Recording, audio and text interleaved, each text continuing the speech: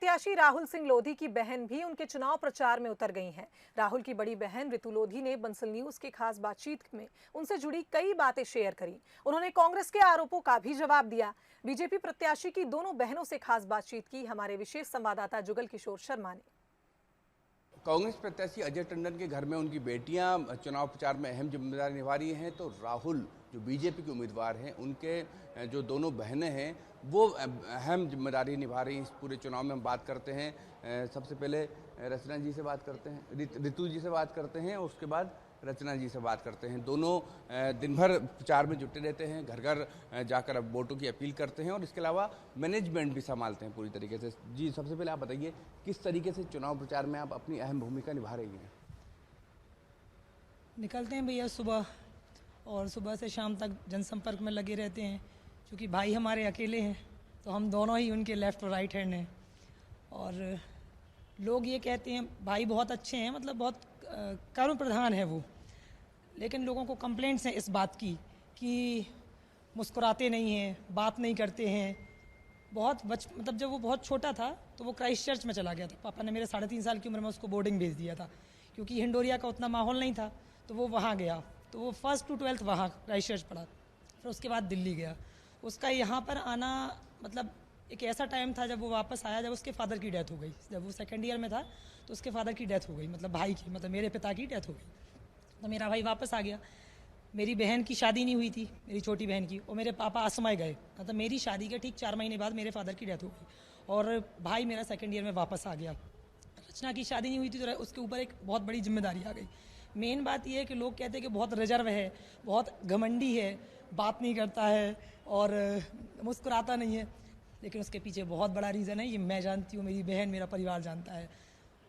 समय से पहले उसके ऊपर बहुत बड़ी रिस्पॉन्सिबिलिटीज़ आई। बहन की शादी करने के ठीक 10 महीने में बहन के हस्बैंड की डेथ हो जाना, बहन वापस घर आ जाना, वो भी एक स्ट्रगल। ईश्वर की इतनी कृपा, तो असीम कृपा है कि हम राजघराने में पैदा हुए हैं, वो वास्तव में चांदी की चम्मच लेकर ही पैदा हुए हैं। तो पैसे की तो हमारे अंदर किसी की भूख नहीं है। भाई हमारा ईमानदारी से सेवा करना चाहता है, बड़ों का आशीर्वाद लेना चाहता है, सबकी बहुत सेवा करेगा। सभी से मैं सिर्फ एक ही बात कहूँगी कि आप लोगों ने एक बार मौका दिया, राहुल को और मौका दीजिए। हाँ भैया, मैं तो बहुत बोलती हूँ।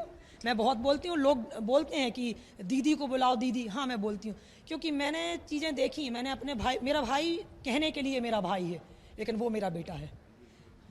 यही प्यार जो है ये ताकत बनता है किसी भी प्रत्याशी के लिए, या यह कहें कि किसी भी काम जब आप करने जाते हैं और अगर ऐसा प्यार आपको मिलता है तो आपकी ताकत दुगनी हो जाती है।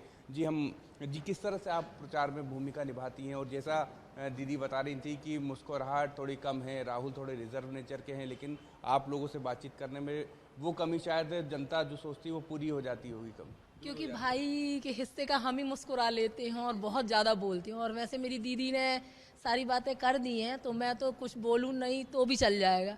पर ये है कि मैं अपने ससुराल से यहाँ आई हूँ, तो मेरे भाई है जो भैया, तो वो मुझे बहन तो नहीं मानते हैं, वो मुझे बोलते हैं ये मेरा छोटा भाई है। हमने कांग्रेस पार्टी छोड़ी है अगर विकास के लिए, तो बीजेपी में मैं आई हूँ तो हमें स्वीकार है।